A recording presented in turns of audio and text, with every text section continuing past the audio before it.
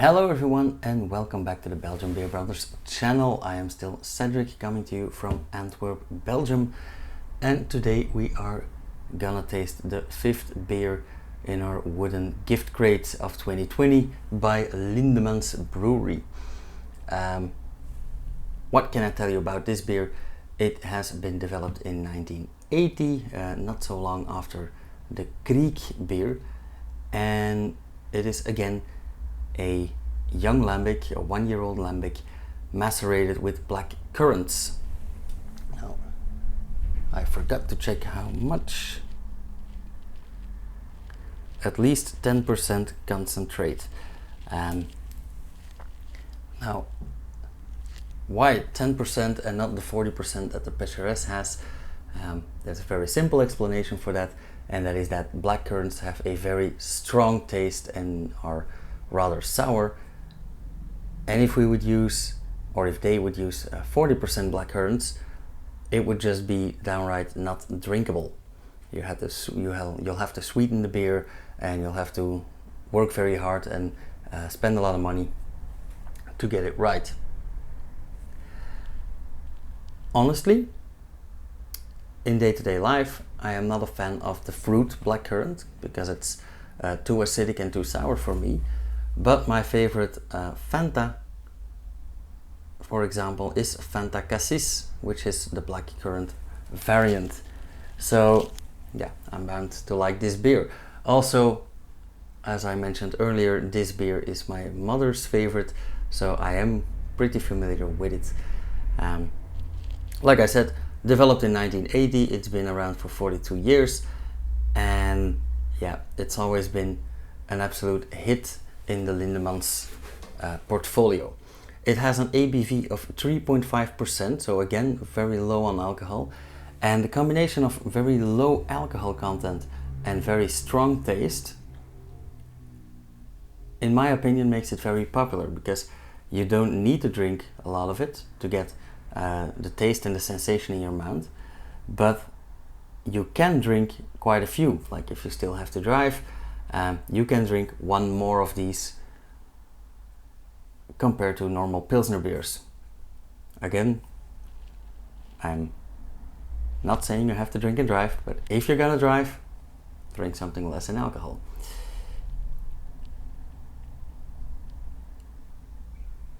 I could tell you a lot about this beer, but honestly I don't know that much about it.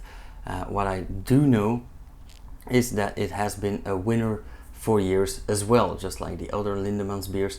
They started doing contests in the early 2010s, and they won the International Beer Awards in Australia, the gold medal in 2014, and at the Brussels Beer Challenge they won the 2016 gold medal for fruit beers and the 2018 gold medal for silver medal, for fruit beers. So apparently Australia loves the Cassis as well, because over there they won the overall gold medal, not the fruit beer medal. Unfortunately, for the life of me, I could not find my Cassis glass, so I am using the Framboise Flûte, and I know that Thomas Hogendam will be yelling at his PC right now if he's watching this, because #proper glassware. But it is pretty much the same glass. It is a high flute, although these past few years, I think since 2019 or 20, they are using the chalice for everything. But it used to be a flute just like this. And if you guys paid attention at the Framboise video, you know why that is, and you will immediately see a resemblance.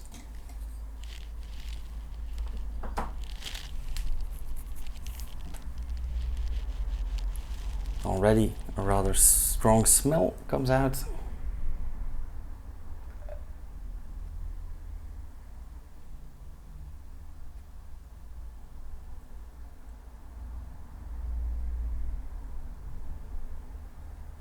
Would you look at that? Just like the Framboise, it is pretty dark, pretty deep in color, and this one is actually even darker. It's more of a ruby hue, a ruby red leaning towards purple. And we all know that if you put a few black currants in your laundry with your white handkerchiefs, you'll have pink handkerchiefs.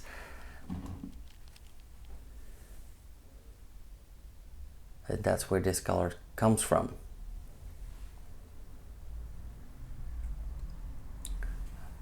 It actually smells just like the Fanta Cassis, but it is of course a very specific scent and a completely different product. For example, this has real blackcurrant in it. Some nice rosy pinkish foam. It doesn't dissipate that quick.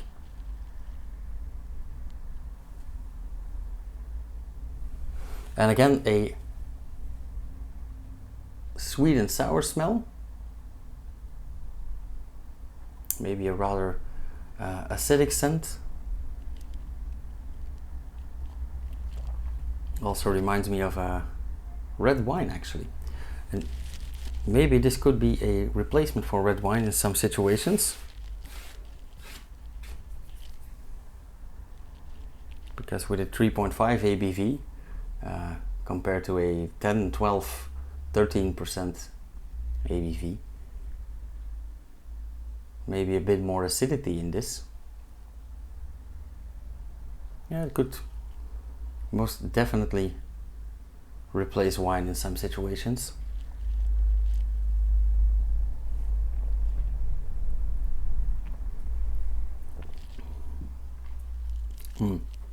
Yeah, again, a very strong taste, goes over the tongue quite sweetly, and it's not too highly carbonated, so it has a full mouthfeel, but it's not aggressive, not too thin either, and it rolls over the tongue rather sweet and sour, and then it comes in right here at the cheeks or at the throat, and the acidity rises there.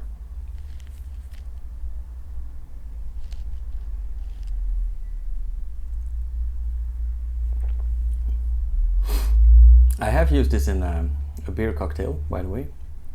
Actually, a very lame attempt to, but it worked, to replace the Kir Royale, which is normally champagne with crème de cassis.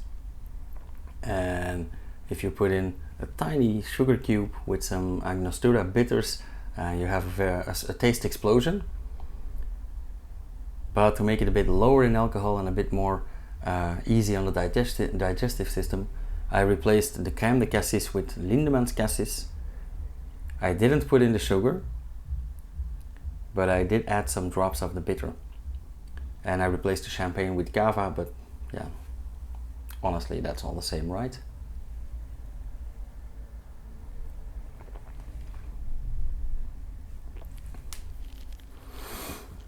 Like I just said, this might replace wine in some cases, but I'd even take that a step further. Last week I was on holiday and I had a cheese and wine evening, and I would not mind to have a cheese and lambic evening and pair this with the very strong heavy cheeses, or the blue cheeses even. Maybe with some shellfish platters, or like we said with the framboise, in salads.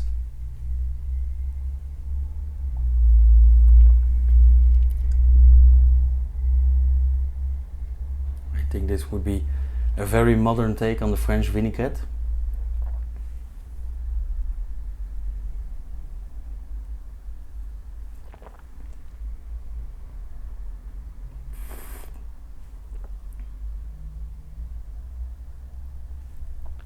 Fascinating thing here is that it is again a sweet and sour beer. It's very refreshing, and I think again if you mix this with a wheat beer, you'll have a nice summery beer cocktail.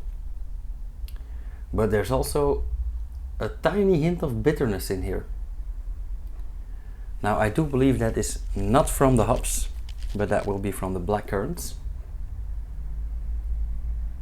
But nonetheless, it's in there.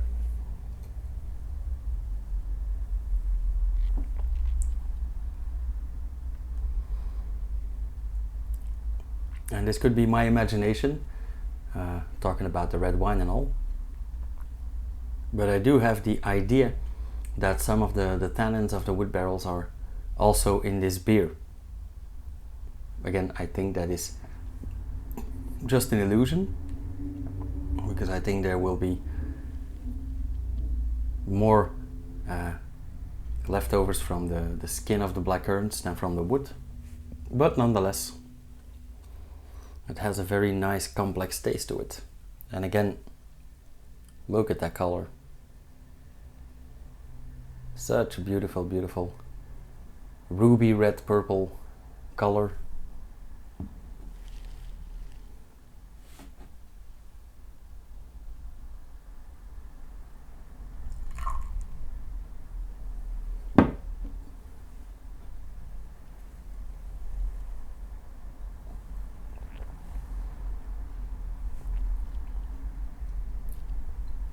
Yeah, speaks to the whole palate, and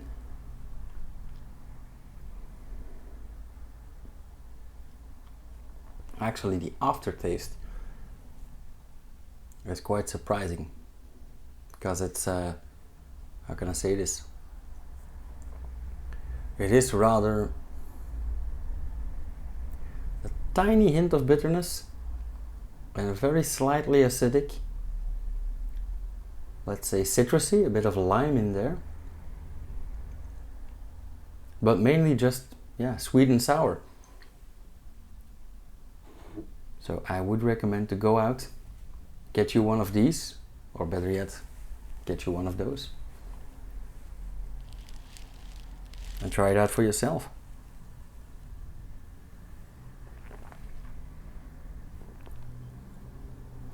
Now, if you are going out and getting one of these, I do know that, a lot of traffic today. I do know that these are in Belgium about $1.50, maybe $2.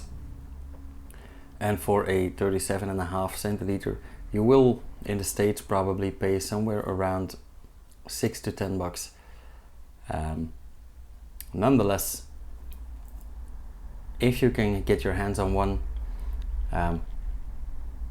don't just chug it, but really let it go around in your mouth and really just taste. This beer is too good and too complex to just chug.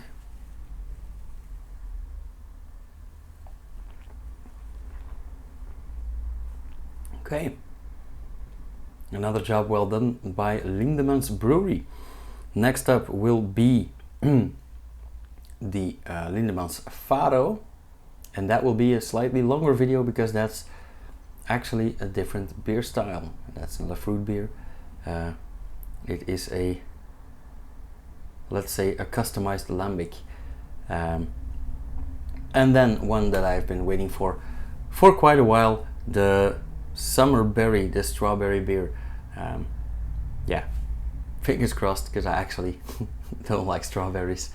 But who knows, might be good in beer. I like it in yogurt, so why not? And then we'll see what else happens. As usual, if you like this video, let me know. Like it, comment. If you have any questions, put them down below here. If you want to know more about the history of the Lindemans Brewery, I'll put some, probably over there, a link to the video where I'm explaining that. And yeah, if you want to know more, subscribe, hit the bell icon so you'll get notified for my next videos. And I will see you guys again in a few days. Cheers. And I honestly think that this is the first time that I finished a beer on camera. Says something about the beer as well, right? Cheers, you guys.